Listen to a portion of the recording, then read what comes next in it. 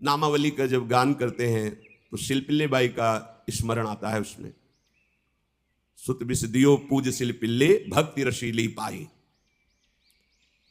देखो कितना विश्वास होता है भक्त को, कैसा वो श्रद्धावान होता है। एक राजकुमारी और दूसरी एक जमींदार की पुत्री, दोनों को मित्रता थी। एक दिन राजा के यहां भगवत प्रेमी महात्मा आए। वो संत सेवी राजा थे। महात्मा जन आते रहते थे और महात्माओं का कार्य ही होता है निरंतर अपने प्रभु की सेवा और सुमिरन में मगन रहना। सेवा सुमिरन ये बहुत बड़ी सामर्थ्य है।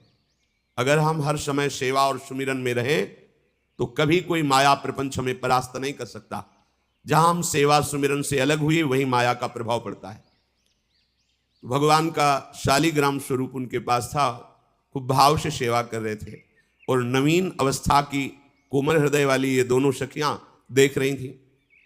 इनके मन में आया ऐसे हम भी ठाकुर सेवा करेंगे। देखने से सुनने से हमारे हृदय में प्रभाव पड़ता है। गंदी बातें देखेंगे, गंदी बातें सुनेंगे, उसी का चिंतन होगा, हृदय गंदे आचरणों की प्रेरणा वाला बन जाएगा।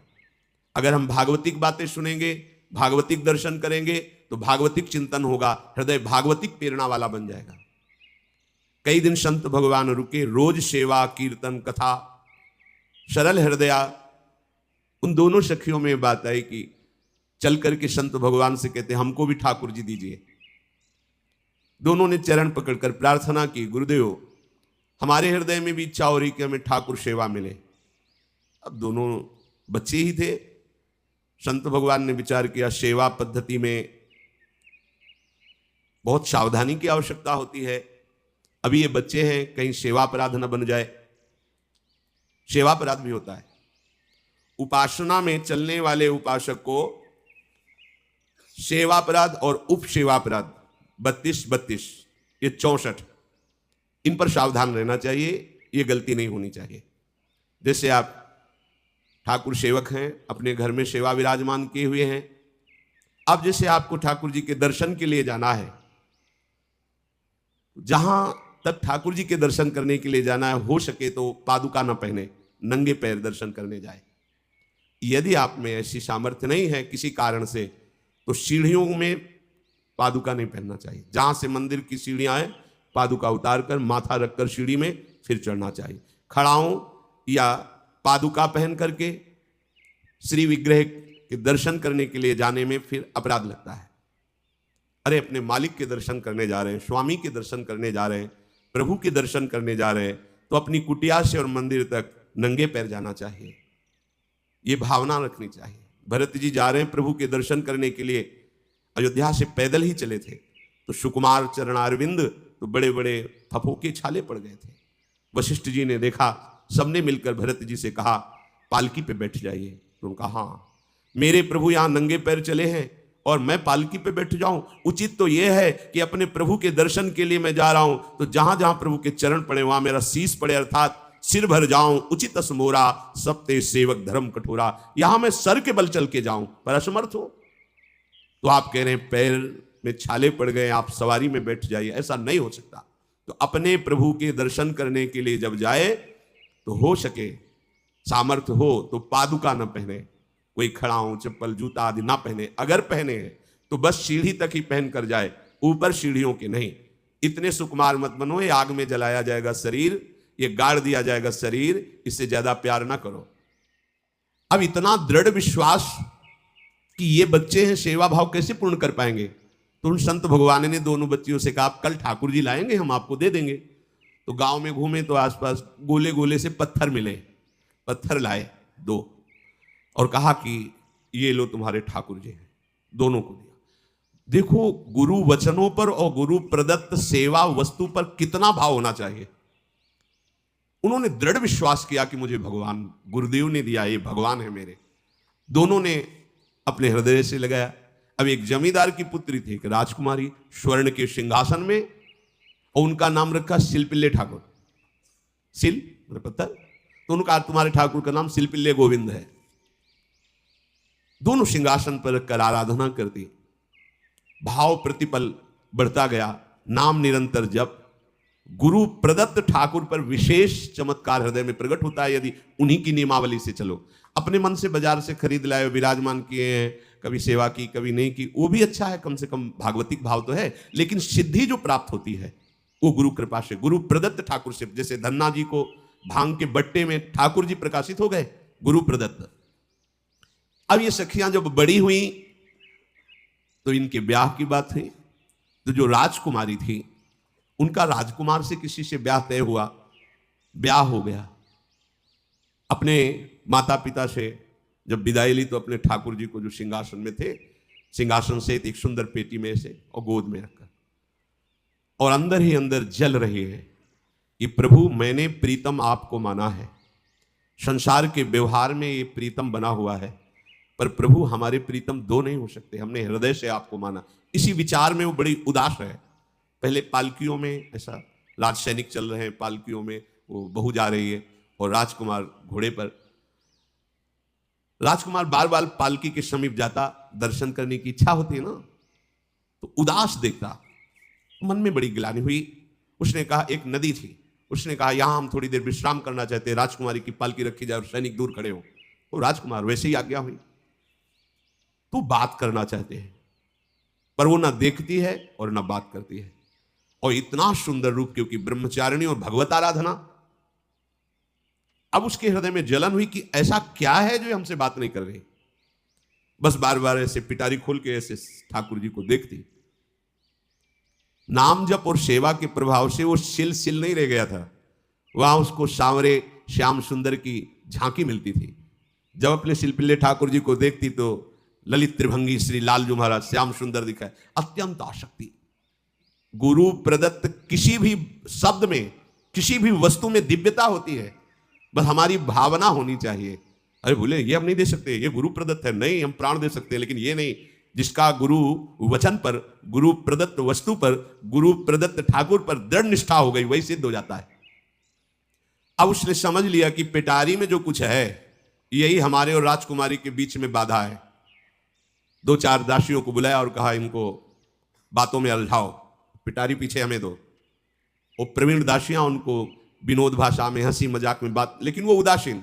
धीरे से गोद में पेटी थी, ले ली, हम लिए हुए हैं, आप बातचीत में सारा, और पेटी उनको दे दी। राजकुमार ने राजकुमारी से कहा यही पेटी तो हमारे आपके बीच में बात, फेंक दी नदी में। अब तो जो उसके हृदय में पीड़ा हुई, भारी व्याकुलता। अब राजकुमार है, सैनिकों के साथ तुरंत पालकी उठवाई, मैं ले गया। पर वो आसक्त है, इतनी सुंदर राजकुमारी, क्योंकि भागवतिक तेज से संपन्न में आकर्षण होता है। राजकुमारी ने कहा यदि हमारे ठाकुर नहीं तो मैं नहीं, आज से अन्न जल त्याग, प्राण त्याग दूंगी अगर हमारे ठाकुर जी हमारे समीप नहीं तो। आज से अब एक बूंद पा, कैसे पिए, अपने ठाकुर को भोग लगा के पाला है और ठाकुर जी फेंक दिए गए। भारी व्याकुलता, जैसे मीरा जी कहते, दृश्य बिन दुख न लागे नहीं, न रात में नींद है न दिन में अन्न जल है, व्याकुलता। अब भयभीत हो गया राजकुमार। पूरा महल इस विषाद से हो गया कि अगर नवीन राजकुमारी प्राण त्याग देती है तो क्या होगा लोक समाज में, कि अभी नवीन राजकुमारी गई, ये लोग ऐसे निर्दयी हैं कि ऐसा व्यवहार किया कि उसने प्राण त्याग दिया। राजकुमार घुटने में आ गया, घुटने टेक कर राजकुमारी से कहा मैं तुम्हें दुखी नहीं करना चाहता, पर मैं तुमको छोड़ भी नहीं सकता। अब हमें आप वो उपाय बताओ जिससे आप मुस्कुरा दो, आप प्रसन्न हो जाओ। तो उनका, हम अपने ठाकुर के बिना जीवित नहीं रह सकती, यदि आप हमें जीवित देखना चाहते तो हमारे ठाकुर जी ला के दो। ठाकुर जी को नदी में फेंक दिया था। पारिवारिक जनों के साथ राजकुमार उस नदी के तट पर गए और राजकुमारी से कहा तुम्हें इतना प्रेम ठाकुर जी से, तो तुमसे ठाकुर जी कितना प्रेम करते हैं? अगर तुमसे ठाकुर जी प्रेम करते हैं तो मुझे प्रमाणित कर दो, तो मैं जीवन भर तुम्हारी आज्ञा में रहूंगा। अच्छा, तो तुम ये देखना चाहते हो कि ठाकुर जी हमसे कितना प्रेम करते हैं? हाथ फैलाया और आर्त भाव से पुकारा कि गोविंद अब आपके बिना मैंने जीवित नहीं रहना। अंदर से जेव ही प्रार्थना की तो जल से सिंहासन सहित शिल्पिल्ले भगवान जैसे कोई वायु के प्रवाह में आ रहा हो, ऐसे आए और छाती से चिपक गए। पूरा परिवार राजकुमार ये देख रहा था। हृदय से ठाकुर जी जीवन भर के लिए दासत्व स्वीकार कर लिया और कहा जैसी आप आज्ञा करोगे। जैसे मीरा जी, जब राणा जी से ब्याह हुआ तो प्रथम मिलन की रात में मीरा जी ने कहा सावधान, तुम हमारे पति नहीं हो, मेरा सुहाग गिरधर से है, श्याम सुंदर ही मेरे पति हैं, व्यवहार में तुम पति बने हो। यदि हमारी बात समझ पा रहे हो तो जीवन में कभी हमारा स्पर्श मत करना, ये जीवन केवल गिरधर के लिए, दूसरे के लिए नहीं। उतर गए शैया से और जैसे सेवक होता है बोले अहो भाग्य, मुझे ये सौभाग्य मिला कि इतनी महाभागवती की सेवा करने का। एकांत में मैं सदैव तुम्हारे शिष्य की तरह बर्ताव करूंगा, पर समाज में तुम्हें बहू की तरह बर्ताव करना होगा, नहीं तो लोग जीने नहीं देंगे। समाज में पत्नी की तरह और एकांत में गुरु शिष्य के, तुम हमारी गुरु होगी और हमसे ऐसा ही बर्ताव राणा ने दिया, ऐसा ही उस राजकुमार ने दिया। हमारी भागवतिक निष्ठा ऐसी होनी चाहिए कि जो गुरु जी ने मंत्र दिया है, जो गुरु जी ने उपासना दी है, उसमें दृढ़ विश्वास होना चाहिए।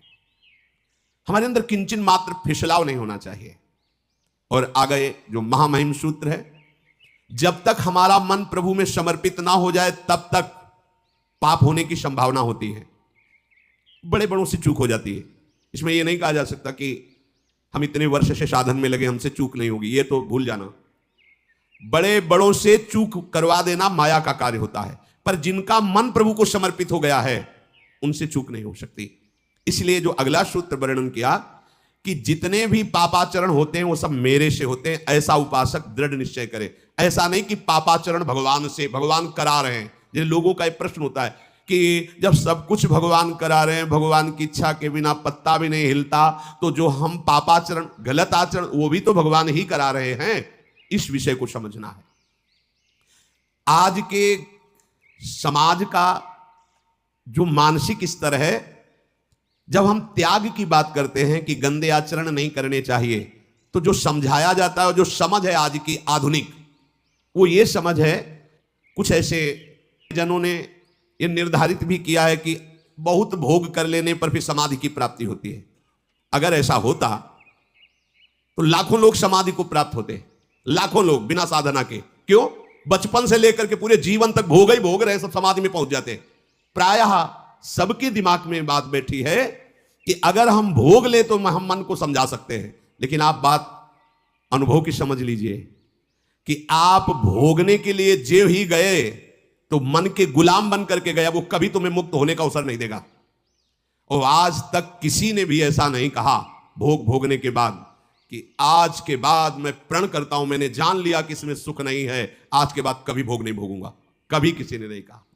सबको इस दलदल में गिरने के बाद सदगुरु या भगवान ने ही निकाला है, स्वयं आज तक कोई निकल नहीं पाया, कोई नहीं निकल पाया। यह ऐसा दलदल है। पर लोगों की भ्रांति रहती है कि ये जो मेरा मन जिन भोगों के लिए लालायित हो रहा है, उन भोगों को खूब भोगूं, फिर बाद में अनुभव जब हो जाएगा तब हम इनका त्याग करके फिर भजन मार्ग में चलेंगे।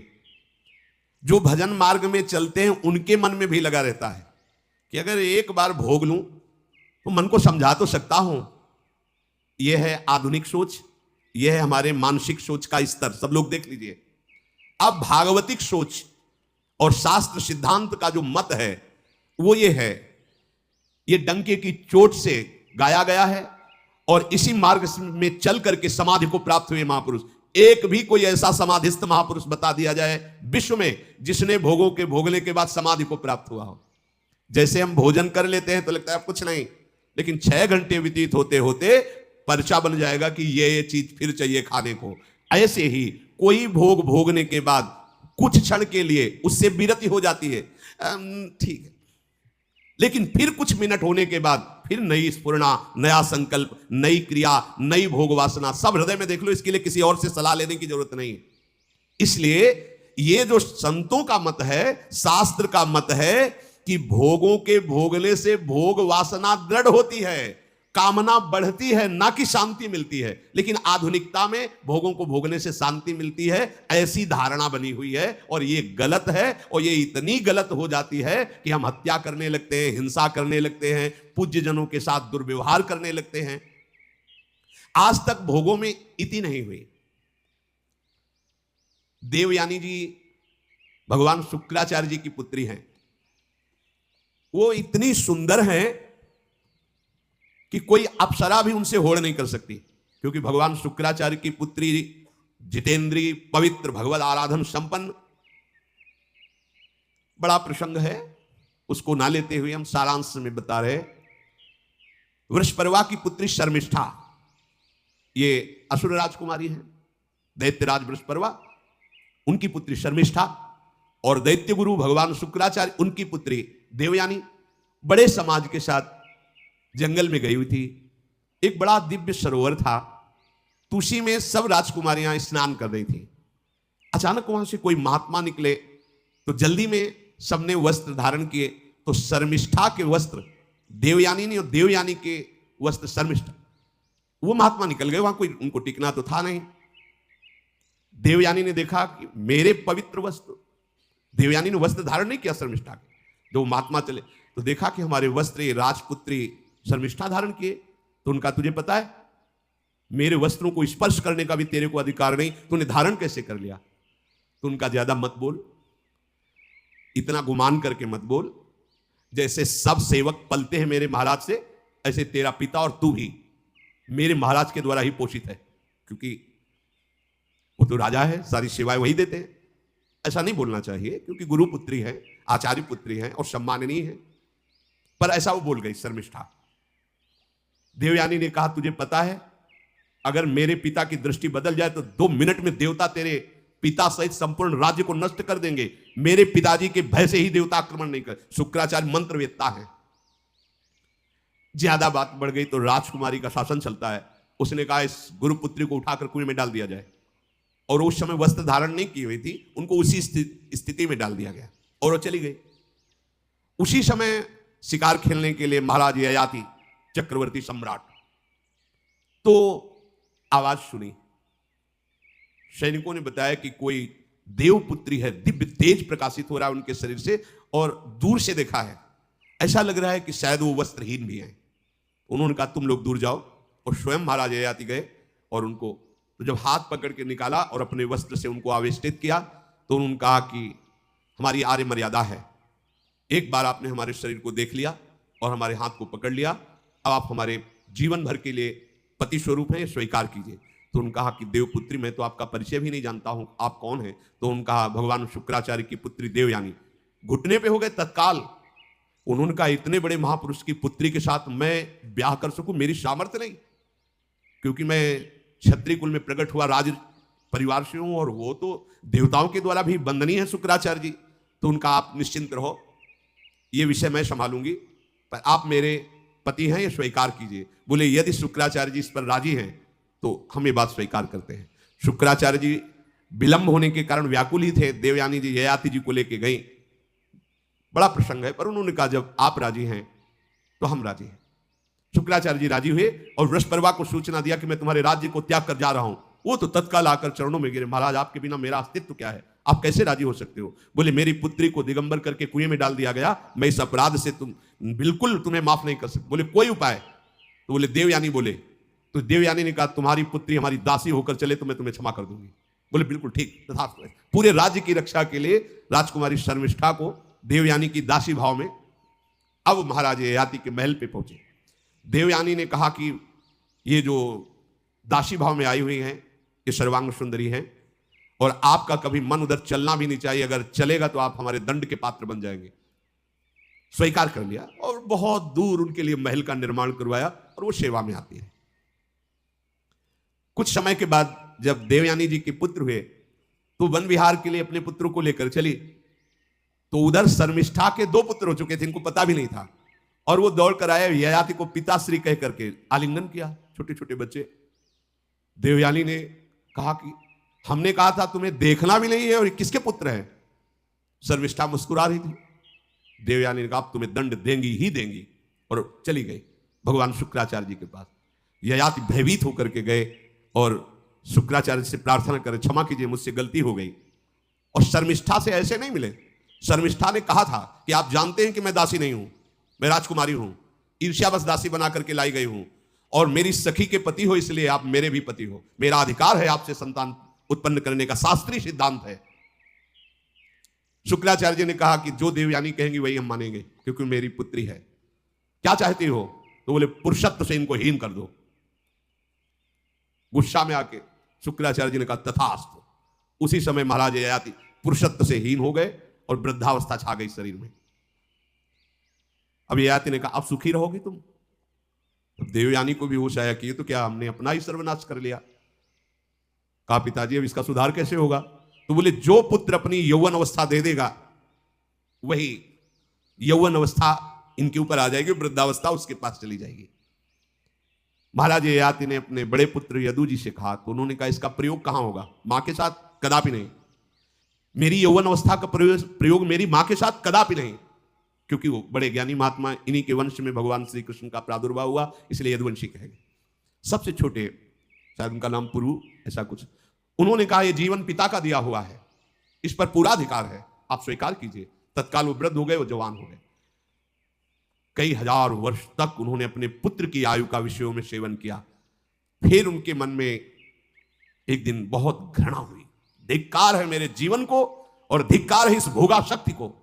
अपनी आयु तो गंवा ही दी, अपने पुत्र की भी आयु गंवा दी, फिर भी वैसे ही भोग वासना।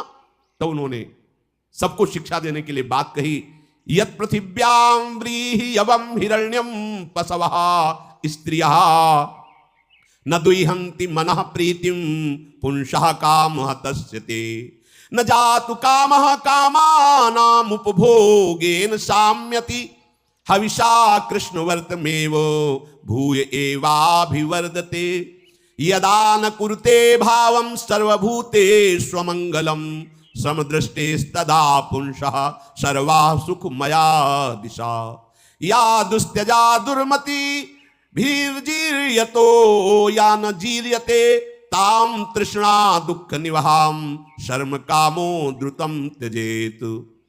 जिसका हृदय काम से व्याकुल हो गया है उसको त्रिभुवन की सारी सुंदरी स्त्रियां दे दी जाएं, जौ धान स्वर्ण पशु सब वैभव, तो भी वो कभी तृप्त नहीं हो सकता। ये महाराज ययाति का अनुभव। त्रिभुवन की विषय भोग भोगने से भोग वासना शांत नहीं होती, वरम और प्रबल हो जाती है। जैसे घी की आहुति डालने पर आग भड़क उठती है, वैसे ही भोगों को भोगते हुए रहने पर भोग वासनाएं प्रबल रूप धारण कर लेती है और वो इतना कमजोर हो जाता है कि सोचता है मैं इसके बिना जी नहीं सकता। जब मनुष्य किसी भी प्राणी से राग कर बैठता है तो उसके हृदय की सामर्थ्य नष्ट हो जाती है। किसी भी, देखो ना, छोटे छोटे नशाओं में इतना हम आसक्त हो जाते हैं, अब हम इसके बिना जी नहीं सकते। किसी भी वस्तु का जब हम भोग करते इसके बिना जी नहीं सकते। इसलिए सबको संदेश महाराज ययाति देते हैं, यदि तुम अपनी कामना को शांत करने वाले, रोकने वाले बन गए तो दसों दिशाएं तुम्हारे लिए सुखमयी हो जाएंगी। विषयी पुरुष को तृष्णा रात दिन जलाती रहती है, बहुत भोग भोगने पर भी वो कभी शांति या तृप्ति प्राप्त नहीं कर पाता। इसलिए जब हम भगवत मार्ग में चलते हैं तो ये तृष्णा और कामना ये डाइन की तरह हमारे हृदय में लगी रहती है। तृष्णा, भोगे हुए भोग को बार बार भोगने की इच्छा, कामना, सुने हुए देखे हुए भोगों को भोगने की इच्छा। तो उपासक जब तक अपने मन को प्रभु में नहीं दे पाता तब तक मन ये धोखा दे देता है। इसलिए बहुत सावधान रहना चाहिए। प्रभु की शरण में होकर के नाम जप करो और सदैव गुरुजनों की आज्ञा पर रहो, तो ये काम, कामना, वासना, ममता, आसक्ति, राग, द्वेष ये तुम्हें बांध नहीं पाएंगे। इनकी कृपा से आपको भगवत साक्षात्कार हो जाएगा। गुरुवाणी, संतों की वाणी ये हमारा जीवन बन जाए। अगर ये जीवन नहीं है तो फिर मन हमें ऐसी जगह फंसा देगा जहां से हम निकल नहीं पाएंगे। इसलिए सावधान होकर जीवन व्यतीत कीजिए। बड़ा अमूल्य जीवन है, अमूल्य जीवन का लाभ है भगवत प्राप्ति, भगवत साक्षात्कार। श्री राधा वल्लभ लाल।